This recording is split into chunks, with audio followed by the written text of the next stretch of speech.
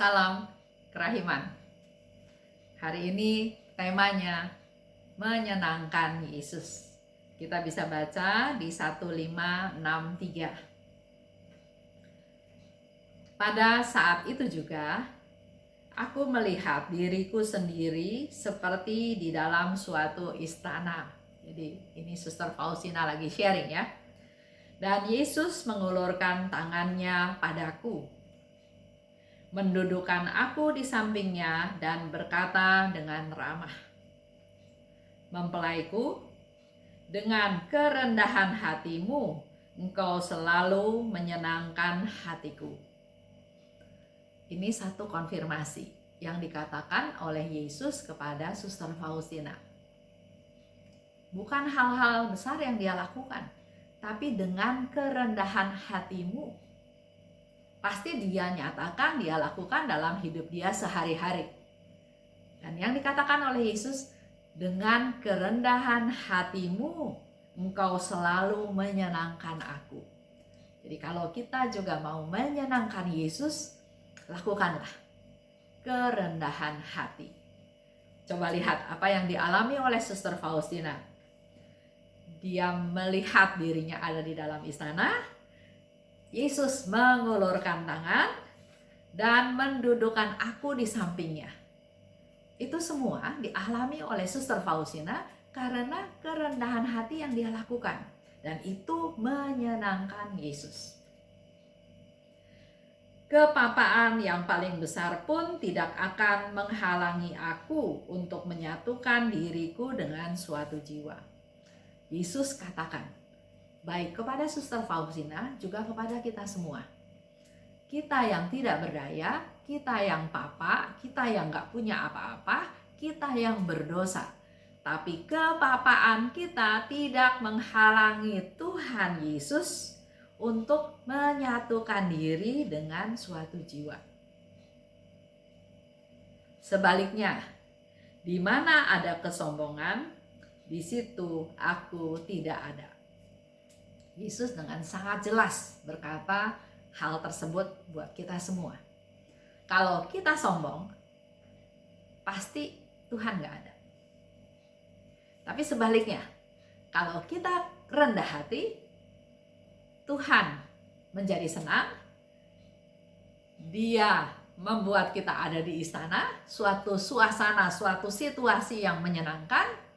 Bahkan Yesus mengulurkan tangannya, mengajak kita duduk di sampingnya. Itulah yang dilakukan oleh Tuhan untuk orang-orang yang rendah hati. Mari kita sama-sama berusaha terus untuk menjadi orang-orang yang rendah hati.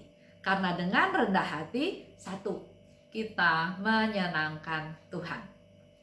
Dua, kerendahan hati yang kita lakukan bukan menurut saya.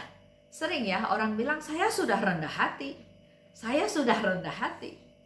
Tapi kerendahan hati yang dimaksud di sini adalah kerendahan hati dari kacamata Tuhan. Karena dikatakan oleh Yesus, dengan kerendahan hatimu, engkau selalu menyenangkan aku.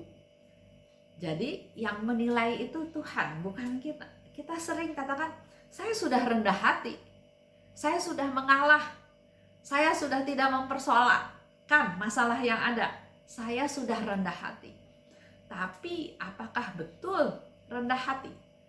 Atau sebaliknya itu satu kesombongan? Ada satu cerita ya, ada seorang teman, dia merasa kok dia dikeluarkan dari grup. Dia protes, dia komplain. Kenapa saya dikeluarin dari grup WA ya? Ya otomatis adminnya juga jadi bingung. Siapa yang mengeluarkan dia, kenapa dia dikeluarkan ya. Jadi dicek ya, dicari tahu. Ternyata tidak ada yang mengeluarkan dia. Yang terjadi adalah mungkin dia salah pencet. Justru dia yang mengeluarkan dirinya sendiri dari grup WA tersebut. Tapi awalnya ya dia komplain, dia marah-marah. Kita jelaskan bahwa nggak ada yang keluarin kamu. Kamu yang keluar sendiri, bukan kita yang keluarin. Ya mungkin saya salah, tapi saya mau masuk lagi. Karena dia yang keluarkan, otomatis tahapan masuk laginya tidak semudah asal invite. Mungkin harus tunggu 1-2 hari. Tapi mungkin yang jadi permenungan adalah evaluasi diri. Karena pada saat dia katakan saya nggak keluar, siapa yang keluarkan saya, kan sudah mulai menuduh. Apakah itu sifat kesombongan? Atau dia katakan, oh ya saya salah, saya sudah tua, mungkin saya salah pejet. Apakah itu sudah pengakuan kerendahan hati, atau minta supaya kita menerima excuse dia? Itu semua proses ke diri masing-masing. Apakah saya sungguh sudah rendah hati?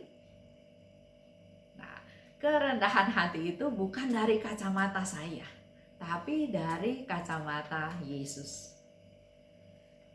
Walau papa, walau tidak berdaya, walau tidak bisa apa-apa, walau berdosa, tapi hal itu tidak menghalangi Tuhan untuk bersatu dengan jiwa tersebut.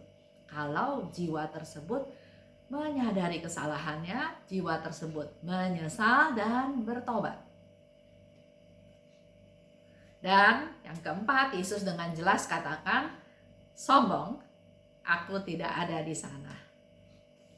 Itu aja yang menjadi renungan kita hari ini. Terima kasih. Salam kerahiman.